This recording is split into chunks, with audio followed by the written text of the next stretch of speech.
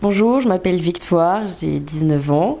Je suis diabétique depuis 9 ans aujourd'hui et je suis étudiante en deuxième année de sciences politiques à Lyon.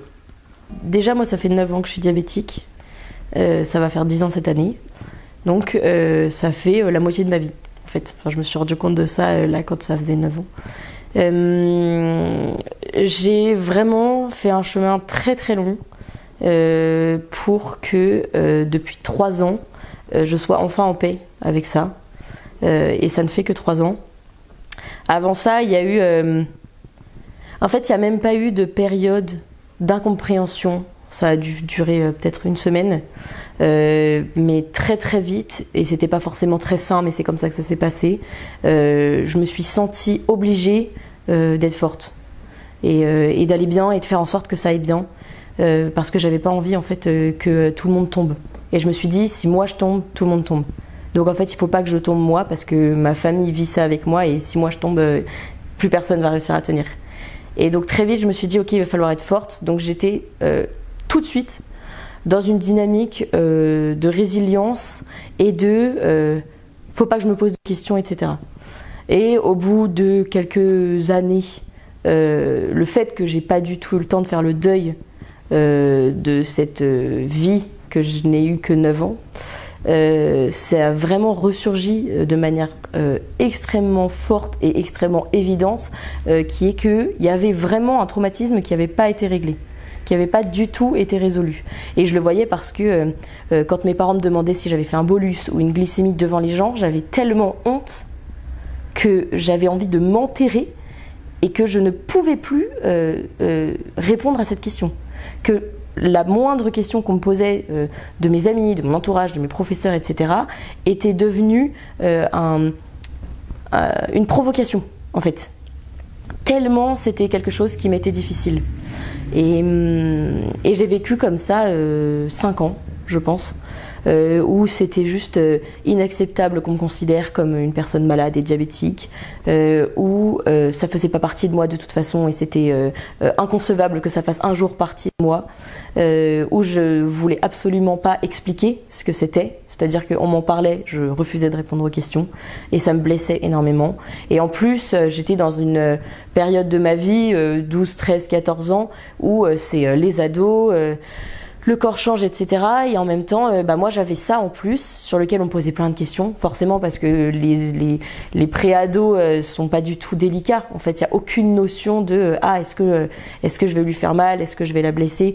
Et donc il y avait toutes ces questions très indélicates qui m'étaient posées, je pense, tous les jours, 2 ou 3 fois par jour, et où moi j'arrivais plus à vivre avec. Donc c'était, et puis moi je vivais à l'île Maurice en plus, donc j'étais en petit t-shirt, en maillot de bain, c'était impossible de le cacher, alors qu'en France en fait en hiver c'est comme si j'étais pas malade parce que ça se voit pas. Et pendant 5 ans j'ai vécu dans cette période de rébellion et de révolte tellement intense et tellement profonde que c'était vraiment devenu un poids à porter inimaginable. Et à partir de 15-16 ans, je me suis rendu compte du problème en fait. Parce que je suis tombée sur l'histoire d'une jeune femme qui s'appelle Marine Barnerias et qui a été diagnostiquée de la sclérose en plaques à 21 ans et qui, loin de s'effondrer ou de se dire super il me reste 10 ans à vivre sous médicaments, etc., a refusé de prendre une quelconque solution.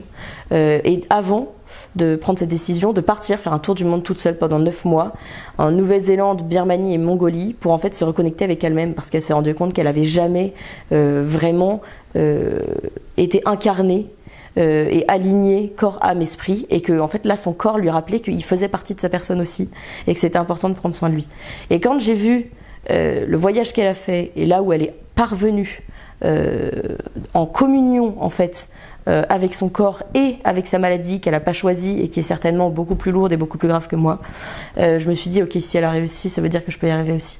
Et je me suis dit ok, je m'engage dans ce chemin, je ne sais pas du tout par quoi ça va passer, mais dans ce chemin de guérison volontairement où je veux être guérie et pas de corps, je veux être guérie d'esprit.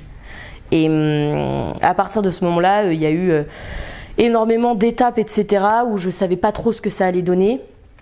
jusqu'au jour où je suis partie faire un camp de ski avec des amis. Et encore une fois, ça peut paraître lambda pour n'importe qui. Faire un camp de ski pour un diabétique, c'est juste une victoire énorme. Parce que le sport a énormément d'impact sur le diabète, mais le ski, c'est vraiment ingérable normalement. Parce que c'est tellement intense que sur le moment, ça crée des hippos énormes, mais en plus, 6 heures après, donc c'est-à-dire en plein milieu de la nuit, ça crée à nouveau des hypoglycémies qui peuvent être vraiment très dangereuses et où il faut absolument prendre le contrôle et anticiper. Et ça, quand on a 15 ans, on attend un peu à ce que ce soit nos parents qui gèrent, qui viennent nous réveiller la nuit s'il y a un problème. Et là, je me suis dit, ok, je fais ce camp. Et si ça se passe bien, ça veut dire qu'en fait, j'aurais guéri de quelque chose. Parce que j'aurais été capable de gérer ça. Et ça s'est super bien passé. Et en fait, je pense que ça a été vraiment l'acte de foi qui a entériné le fait que, ok, je suis en train de guérir. Et quand je suis ressortie de ce camp-là, j'ai dit à mes parents, vous touchez plus à mon diabète. Maintenant, c'est moi qui gère. Et vous n'avez plus le droit de me poser des questions. Et à partir de ce moment-là, c'était en 2020, tout est rentré dans l'ordre. J'ai plus du tout honte d'en parler. C'est passé de priorité première et enjeu et problème premier chez moi à vraiment le fond, le décor de ma vie qui du coup évidemment a un impact sur ce que je vis sans du tout en être le protagoniste. Et en fait tout ça, ça a mené à cet état aujourd'hui où je suis parfaitement en paix et où justement je suis capable de voir ce qui a été transformé et ce qui m'a été apporté en fait par tout ça. Certes, c'est pas facile de vivre avec le diabète, certes ça implique énormément de choses, d'autant plus quand on est étudiant et que beaucoup de gens ne savent même pas ce que c'est. Mais tout ce que ça m'a apporté dans ma capacité d'empathie, dans ma capacité de réflexion, dans mon ultra conscience du monde, dans ma capacité à rejoindre ceux qui vont pas bien ou ceux qui ont un autre problème de santé, tout ça c'est des richesses que je pense j'aurais pas pu recevoir d'autres choses et qui font partie de moi maintenant autant que le diabète, mais qui transforment plus ma vie que le diabète lui-même.